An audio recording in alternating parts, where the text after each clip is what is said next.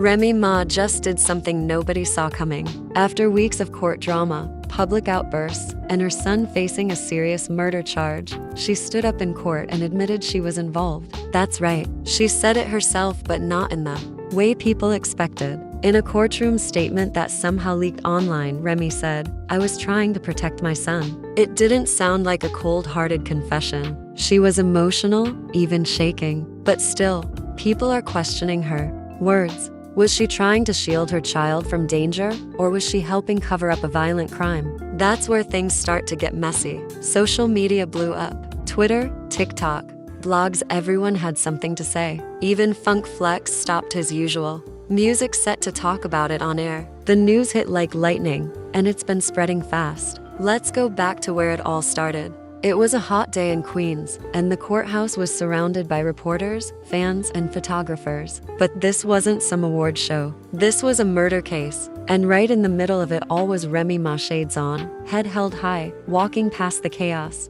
Her son, Jason J. Scott, had been arrested for killing a man named Terrence Miller, a father of two. The charges? First-degree murder, conspiracy, illegal weapon possession, and tampering with evidence. That last charge, tampering, is what raised eyebrows. People started wondering, who was helping him? Who was cleaning things up? Not long after, an audio clip leaked online. The recording wasn't long, but it hit hard. Remy's voice could be heard saying, "I told him to get rid of it. I didn't know what else to do." That one sentence changed everything. Suddenly, the question wasn't just whether her son was guilty, it was whether Remy helped hide the truth. Then came the courthouse incident. On the day of Jason's bail hearing, Remy was confronted by Terrence Miller's daughter. Witnesses say the young woman walked right up to Remy and said, "You should be locked up too." And instead of walking away, Remy clapped back with, "Come on, beat me up." Yes, she really said that. And yes, it was caught on camera.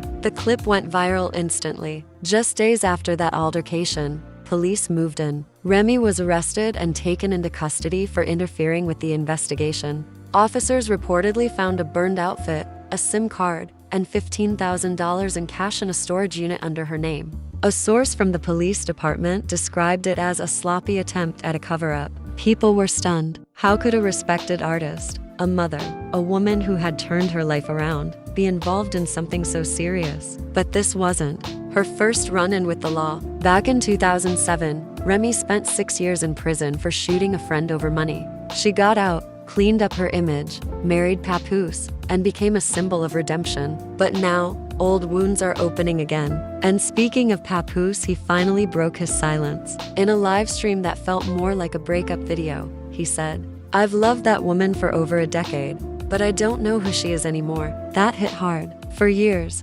fans looked up to their love story. Now, it's falling apart in front of the world. The internet is divided. Some call her a devoted mother who would do anything for her child. Others say she should be locked up just like her son. One tweet read, "She went from battle raps to crime scenes, can't make this stuff up." And now we wait for the trial, for answers, for justice. Remy Ma is no longer just a rapper, wife, or mother. She's at the center of a criminal case, and her own words might be the thing that seals her fate. And the scariest part, this might only be the beginning. Yeah, trying to beat you up. Come downstairs. You know you in front of the courthouse trying to act like you're tough. Like, yeah, stop. Yeah, let's go around the corner. Let's go around the corner. Come on, let's go. Trying to beat you up. Turn around. Like your mother's ugly? Turn around. Like your mother's ugly? Same thing. Oh, okay. Same thing. Oh, okay. Wow. Yeah, okay. We could text her right now. Right now. Right now, ugly. Everything. Oh, you thought you was gonna see something ugly, bitch. You wasn't. But you wasn't. But you wasn't. No makeup. But you wasn't. Same here. You see what's up? Same here. You see what's up? Oh, okay. All right, let's get into part 2, where things start getting darker, messier, and more real than anyone expected. Remy Ma isn't just dealing with rumors anymore. We've now got actual court papers, mystery phones, secret bank accounts, and some serious federal heat. So sit tight, because what you're about to hear will make you question everything you thought you knew about loyalty, fame, and justice. Let's start with that storage unit, the one rented under Remy Ma's real name. Investigators searched it and found way more than anyone expected. a burner phone, burned up clothes, $15,000 in shrink-wrapped bills. And then came the bombshell. A hoodie with blood on it. That hoodie just so happens to match what her son, Jason J. Scott, was seen wearing the night of the murder. Oh, and footage shows Remy entering that same unit 2 days after the shooting, staying inside for almost 20 minutes. No one else went in or out. You tell me if that sounds like coincidence. Now, let's talk about the phones. A leaked court document, yes. An official one revealed 3 different burner phones connected to the crime. One of them, tied directly to Remy. That phone made 4 calls the night of the murder. 2 of those were to someone known as Deuce, a felon linked to a Bronx gang under FBI watch. The other 2 calls? One to a supposed cleaning company that doesn't even exist. The address goes to a shut-down laundromat that's been closed since 2020. But here's where it starts feeling like a Netflix crime series. A tech geek online claims to have matched Remy's voice in a tapped phone call where she says, "Make sure the clip's gone. Don't just wipe the phone.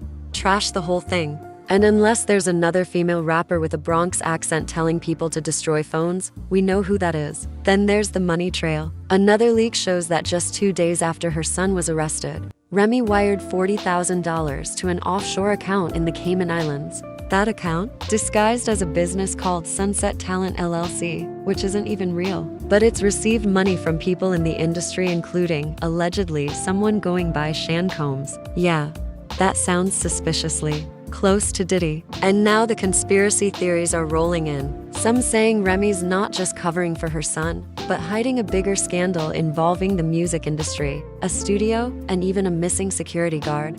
Now enter a former bodyguard, Big Kev, who did a podcast and claimed Remy told him to disappear for a while and not talk to police. He even said she paid him to help clean out a spot in Harlem where her son supposedly ditched the weapon. Kev says Remy gave him 10 grand and even offered a ticket to Bermuda to keep him quiet. Spoiler, he didn't stay quiet. Kev also claims he's got photos blurry, but clear enough to show Remy dragging a bag of clothes and tech gear into a garage in the middle of the night after the shooting. The red wig, the duffel bag, all there. And now the big one. Remy's private courtroom confession. In a sealed hearing somehow leaked again, she said, "I didn't pull the trigger, but I knew what my son told me. I panicked. I tried to fix it before it got worse. If that makes me a criminal, then so be it." That doesn't sound like someone claiming innocence. That sounds like someone admitting they helped after the fact. So now the floodgates are wide open. The feds are going through everything. Texts, money transfers,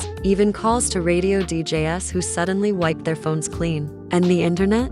They're split. Some say she's just a mother trying to protect her child. Others say she hid evidence and that's not love, that's crime. And then you've got the people who think this whole thing goes way deeper, that it's a cover-up, involving powerful names in hip-hop. Meanwhile, celebrities are keeping quiet. Fat Joe? Silent. Cardi B? No comment. Papoose? Deleted all photos of Remy and posted a cryptic pic of a lion cub with the caption, "Truth always comes to light." And now rumors are spreading that prosecutors are preparing even more charges. RICO is on the table. That's organized crime. The same law they're using against Young Thug. That means if they can prove Remy worked with others to cover up this murder, she could be painted as the head of a criminal operation. But it doesn't stop there. The gun used in the murder? Reportedly found in Newark behind an old warehouse. That property? Linked to an LLC owned by Remy Ma's manager. You can't make this stuff up. And if that wasn't enough, her own son Jason is now rumored to be thinking about turning on her.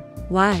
Because prosecutors are offering him a deal. Testify that his mother helped clean it all up, and he could get a reduced sentence. Even crazier, one name keeps popping up: Taisha Briggs. She was Remy's assistant, fired last year. No one heard from her until now, but sources say the FBI recently brought her in under special witness protection. If she flips, she could have every detail: dates, messages, passwords, everything. So now, we're left with questions only time can answer. Did Remy Ma do this out of love? Or was this a planned, calculated move from day one? Will she protect her son or save herself? And what secrets are still buried in this story? One thing's for sure, this isn't over.